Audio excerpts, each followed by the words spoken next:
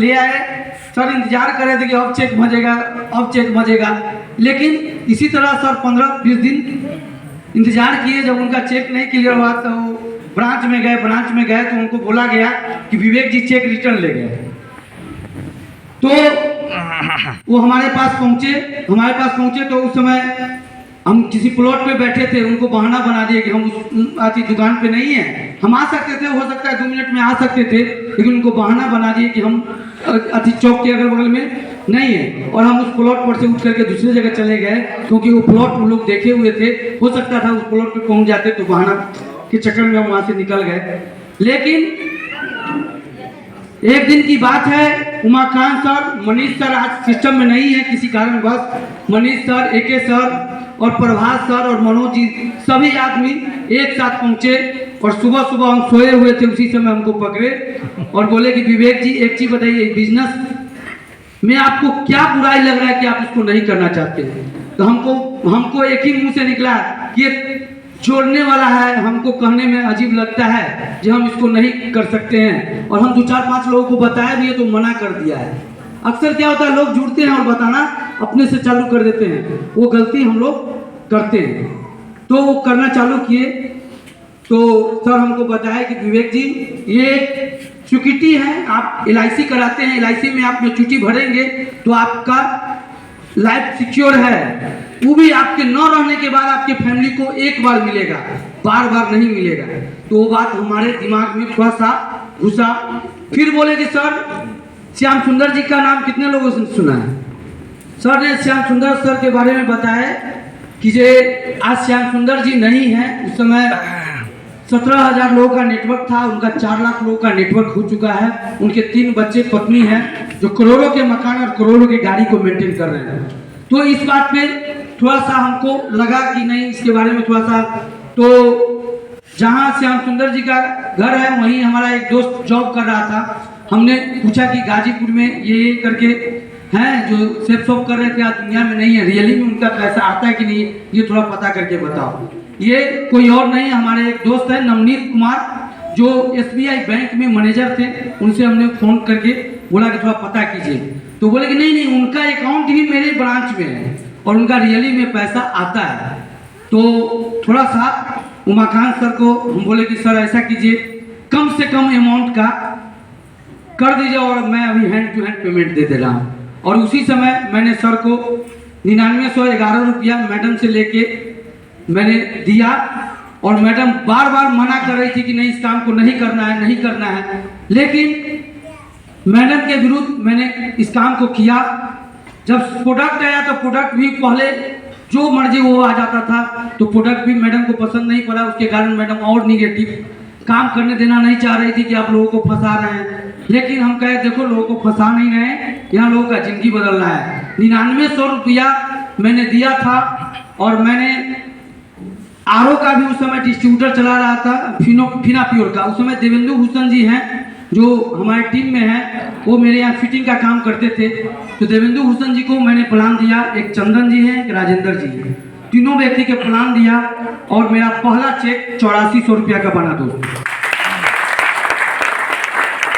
जब 8400 का चेक बना तो सोचे कि चलो अब तो पैसा दिए थे, पैसा तो निकल गया, अब करने की कोई जरूरत नहीं है।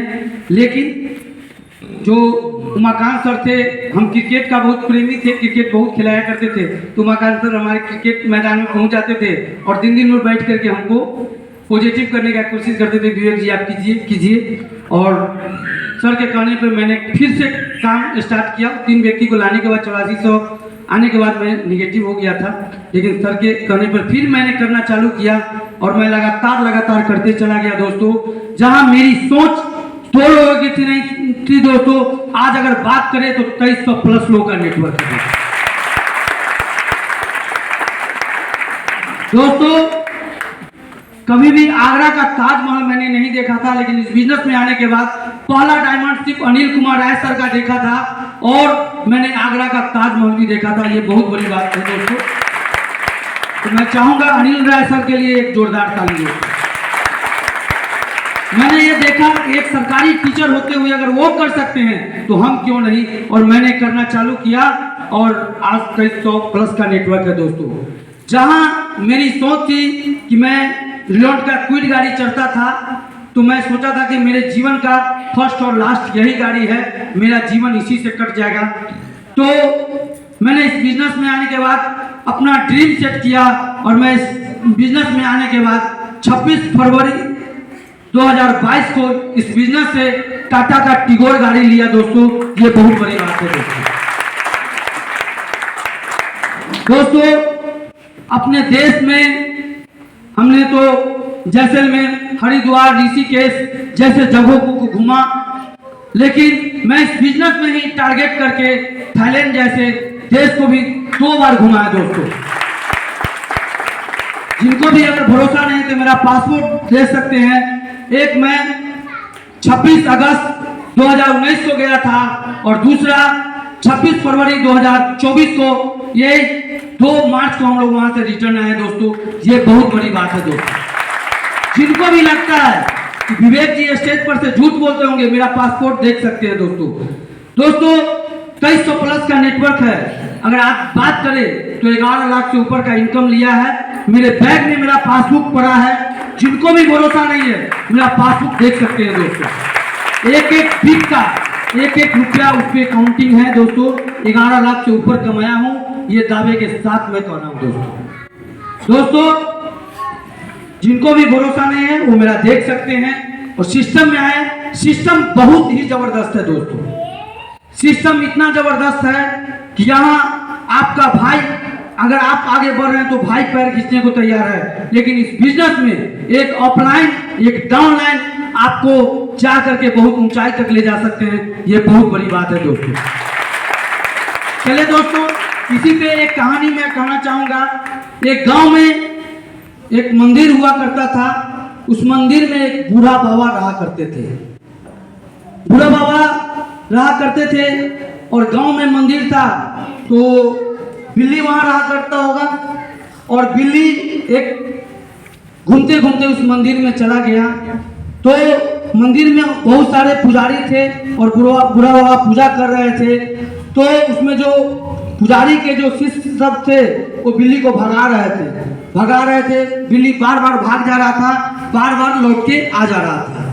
तो पुजारी बाबा बोले कि काहे उसको भगा रहे हो, रहने दो, यहाँ अन्न पानी फेंकाता ही अपना खाएगा रहेगा। और बाबा उसको बिल्ली को रहने का इजाजत दे दिए। बाबा को और बिल्ली को इतना प्रेम हो गया कि बाबा जब खाना खाना जाते तो बिल्ली आगे में जाके बैठ जाता, जब पूजा करने जाते तो आगे में जाके बैठ जाता। कभी कभी ऐसा होता कि पूजा कर रहे थे और देह पर जाके छपने रपने लगता। तो उसके कारण बाबा क्या किए, उस बिल्ली को बोले कि ऐसा करो। वो अपने शिष्य को इजाजत दिए, किसको ऐसा करो, रस्सी लगा के जब हम पूजा करने बैठते हैं तो इसको बांध दिया करो।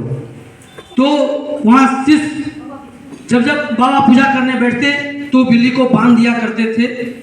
तो बाबा पूजा करने बैठते थे। इसी तरह बाबा बूढ़े हो चुके थे तो बाबा दुनिया से चले गए। फिर मंदिर खाली हो गया, वहाँ पुजारी नहीं था। फिर पुजारी को पूरे गांव में खोजा गया। पुजारी बाबा को फिर से लाया गया। दूसरे पुजारी बाबा भी आए तो उन्होंने भी बूढ़े थे और उन्होंने पूजा जब करने बैठते तो बिल्ली को रस्सी लगा के बांध दिया करते थे। फिर कुछ दिन बीता, साल 2 साल 3 साल 4 साल 5 साल बाद वो भी बाबा दुनिया से चले गए। फिर तीसरे बाबा आए, वो भी क्या किए, उसी तरह जब पूजा करने बैठते तो बिल्ली को रस्सी लगा के बांध देते। इसी तरह 3-4 बाबा उस मंदिर में आए और सबका वो परंपरा बन गया था कि जब भी पूजा करने बैठते तो बिल्ली को रस्सी लगा के बांध देते। यानी कि उस मंदिर का ही परंपरा बन गया था, जब तक बिल्ली को रस्सी नहीं लगेगा तब तक उस मंदिर का पूजा नहीं होगा दोस्तों। लेकिन दोस्तों, हम आप लोगों से एक बात पूछना चाहते हैं, क्या उस मंदिर के एक पुजारी से बिल्ली को प्यार हो गया था, माने प्रेम हो गया था, जिसके कारण उनके देह पर कूदफान करते थे? सबसे तो नहीं हो गया था। उस बिल्ली एक लोगों को परेशान कर रहा था, सब पुजारी को तो परेशान नहीं कर रहा था, लेकिन वहाँ एक परंपरा बन गया था कि चलो यहाँ का नियम बन गया कि इसको जब तक बिल्ली को रस्सी नहीं लगाएंगे तब तक यहाँ का पूजा नहीं होता है। इसी प्रकार कुछ दिन जब बीता तो बिल्ली भी मर गया, फिर बिल्ली को खोजा गया। जब तक बिल्ली उस मंदिर में नहीं था तब तक पूजा नहीं हुआ। फिर बिल्ली को खोजा गया, फिर बिल्ली लाया, तब पूजा उस मंदिर का चालू हुआ। तो दोस्तों, इस कहानी से आप लोगों को कुछ समझ में आया क्या? समझ में, क्योंकि आज हमारे बाबा परबाबा बाबूजी नौकरी कर रहे हैं तो हम लोग भी सोचते हैं कि चलो हम लोग भी पढ़ाई लिखाई करते हैं, नौकरी लग जाएगी। हमारे पिताजी किसानी किए तो हम भी यही सोचते हैं कि चलो किसानी कर लेते हैं। लेकिन कभी भी हम लोग ये नहीं सोचते हैं कि चलो उससे आगे बढ़ के हम लोग कुछ कर लें। क्या ये सोचते हैं कभी? क्या नो। नौकरी प्राइवेट हो या सरकारी हो, नौकरी तो नौकरी होता है ना सर। किसान कोई भी हो, खेती में पूंजी लगाता है और वो रिटर्निंग आएगा कि नहीं आएगा वो उसके हाथ में नहीं है दोस्तों। आज 2 दिन पहले हम लोग के यहाँ बारिश हुई है, पूरा गेहूं सब चीज खत्म हो गया कि नहीं? क्या हम लोग के हाथ में है? क्या सब गिर गया है। एक भी किसान को सही मनी नहीं देगा, जो लगाया वो भी नहीं निकल पाएगा। लेकिन आज हम लोग वही चीज करने को तैयार हैं जहां हम लोग को क्षति होता है दोस्तों। ये 21वीं सदी का व्यवसाय है दोस्तों, ये नेटवर्क मार्केटिंग। अगर हम करते हैं तो हमारे पूर्वज को ऑटोमेटिक मिलेगा, यानी कि हमारे बाल बच्चा, उनके बाल बच्चा को ऑटोमेटिक ये किया हुआ काम का फायदा मिलेगा। लेकिन नौकरी हम करते हैं उसका बेनिफिट हम ही को मिलेगा। लेकिन हमारे पूर्वज, हमारे बेटा, अगर हम कलेक्टर हैं तो हम अपने बेटा को कलेक्टर नहीं बना सकते दोस्तों। लेकिन हम अगर डायमंड है तो मेरा बेटा 100% डायमंड बनेगा। ये मानते हैं कि नहीं मानते हैं दोस्तों? चलिए दोस्तों, ये कहानी आप लोगों को इसलिए बताएं कि आजकल हम लोग एक ही चीज दिमाग में रखे हैं कि चलो हम टीचर हैं तो बेटा को भी टीचर बना देंगे पढ़ाई लिखाई करवा के। लेकिन वो टीचर भी 60 साल के बाद बेरोजगार बैठ जाते हैं घर में दोस्तों। लेकिन आज के डेट में इसी बिजनेस में 72 साल की बूढ़ी माता भी डायमंड है। और आज वो उससे पहले बकरी चराया करती थी, घास चरा करती थी, लेकिन आज उनके घर में सप्ताह का 2 लाख, महीने का 8 लाख जाता है। लेकिन कोई ऐसा बिजनेस, कोई भी ऐसा नौकरी बताइए जहां पे बिना पढ़ा लिखा व्यक्ति को भी सरकारी नौकरी लगेगा क्या? पढ़ना